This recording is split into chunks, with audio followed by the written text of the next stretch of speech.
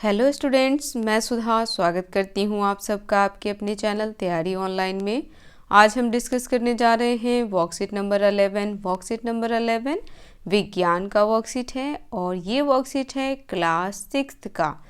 और आज हम पढ़ेंगे पौधों को जानिए। इससे पहले वीडियो में भी हमने पौधों को जानिए वर्कशीट को कंप्लीट किया था, जिसमें हमने पौधे के बारे में बहुत सारी बातें जानी थी। किस प्रकार पौधा अपना भोजन तैयार करता है। तो हमने पढ़ा था कि पौधा जो है वह सूर्य से उसकी ऊर्जा लेता है, सूर्य की ऊर्जा। उसके बाद वह वातावरण से CO2 लेता है और मिट्टी से जल और खनिज ग्रहण करता है और अपना भोजन तैयार करता है। तो इसे कहते हैं प्रकाश संश्लेषण और इंग्लिश में इसे कहते हैं फोटोसिंथेसिस। तो इसके बारे में जाना था।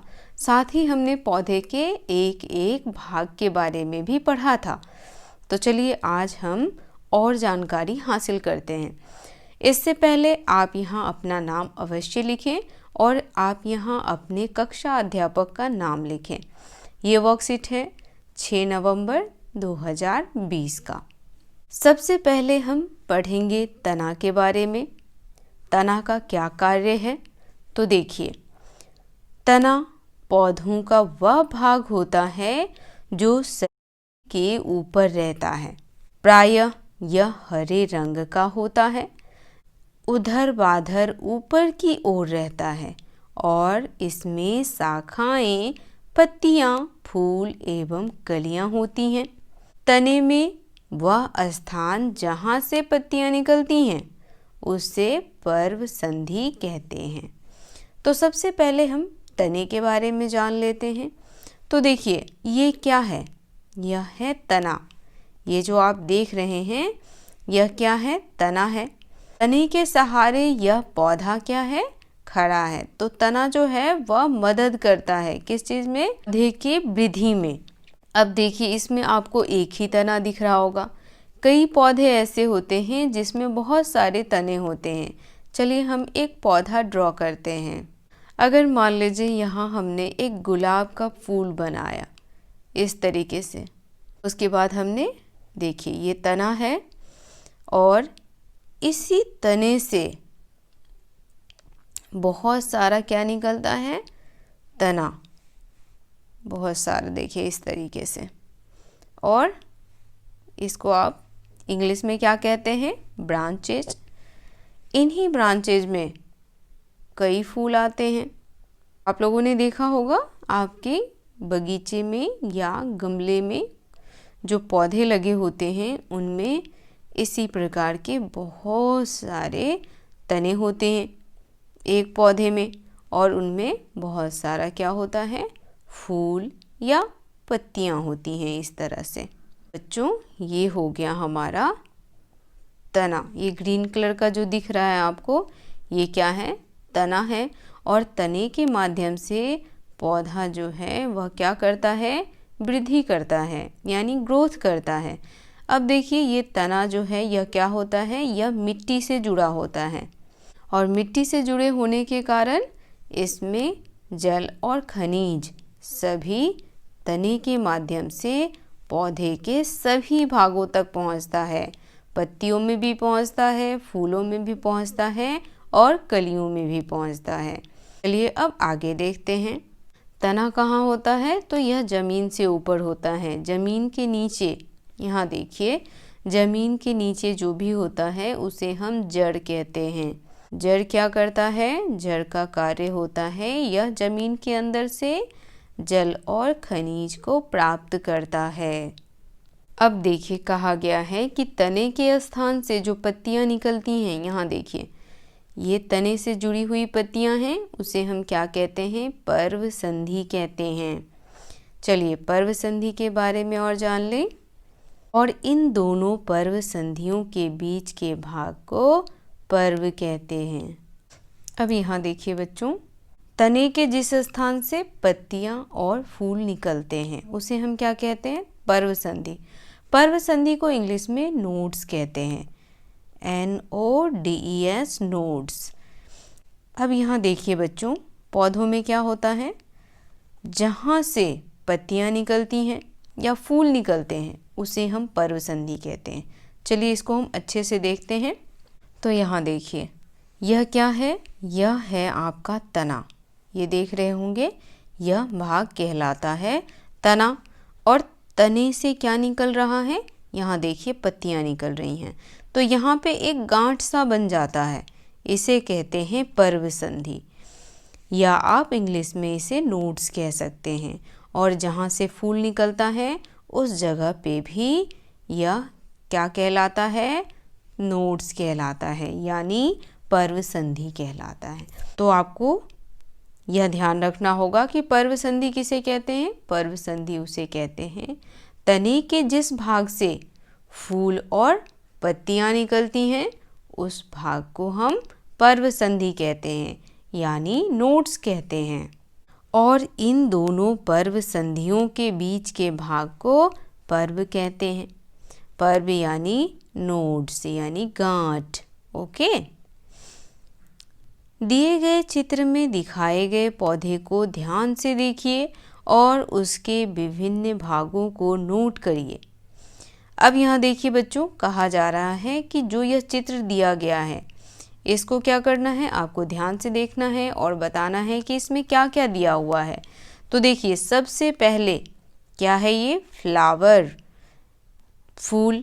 दूसरा है हमारा तना, इसे हम कहते हैं स्टेम, STEM, स्टेम। तीसरा पत्तियाँ, ये हो गया आपका लीफ, LEAF। और ये हो गया आपका रूट, जड़। तो इस पौधे में क्या क्या दिया हुआ है, इस पौधे में दिया हुआ है फ्लावर, स्टेम, लीफ और रूट। फ्लावर फूल, स्टेम तना, लीफ पत्ता और रूट जड़। तो इसे ध्यान से देखना है और आपको इसे नोट करना है। चलिए आगे देखते हैं। यदि आपके घर के गमले में कोई पौधा लगा हुआ है तो उसके तने की पहचान करने का प्रयास कीजिए। बच्चों, अगर आपके घर में या आस पड़ोस में गमलों में पौधे लगे हुए हों तो आप उन्हें अवश्य देखें और उसमें देखें कि क्या क्या चीज़ें आपको दिखती हैं। अब हम पढ़ेंगे तना क्या कार्य करता है। तना का कार्य क्या क्या है। पौधों को सीधा खड़ा रखने में सहायता होता है। किससे, तो तने से। देखिए, तने के माध्यम से ही ये पौधा सीधा खड़ा है। इसमें शाखाएं, पत्तियां, फूल एवं कलियां होती हैं। क्या क्या होती हैं, शाखाएं होती हैं, पत्तियां होता है, फूल और कलियां किसमें होता है, तो तने में। तने में ही फूल, पत्ते, शाखाएं और कलियां होती हैं। पानी और खनिजों को जड़ों से पत्तियों और पौधों के अन्य भागों तक पहुंचाता है। यह कार्य कौन करता है, तो यह कार्य तना करता है। भोजन को पत्तियों से पौधों के विभिन्न भागों में पहुंचाता है। कुछ पौधों के तने पौधों के लिए भोजन बनाता है, जैसे नागफनी यानी कैक्टस। अब देखिए, ये बहुत ही महत्वपूर्ण बात है बच्चों। कुछ पौधों के तने क्या करते हैं, पौधों के लिए भोजन बनाते हैं, जिसमें आ जाता है आपका नागफनी। तो देखा आप लोगों ने तना का क्या क्या कार्य है। तो तना का बहुत ही महत्वपूर्ण कार्य होता है। सबसे महत्वपूर्ण, पौधों को सीधा खड़ा रखने में वह मदद करता है।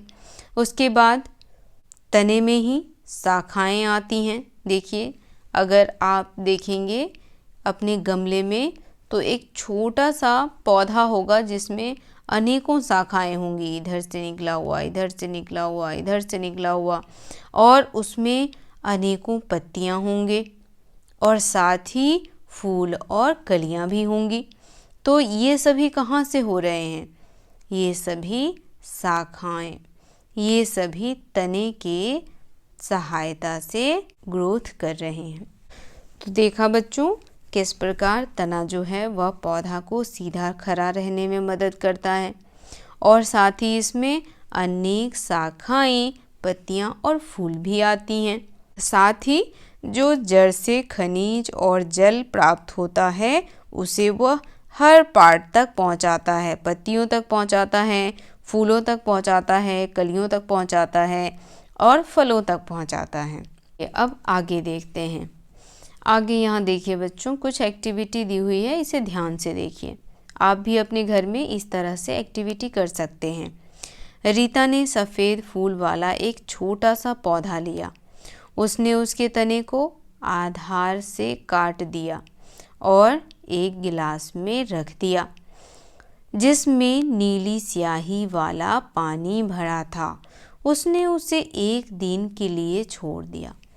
अब रीता ने क्या किया बच्चों, एक छोटा सा सफ़ेद फूल का पौधा लिया और उसे थोड़ा कट कर दिया, यानी उसका जड़ हटा दिया।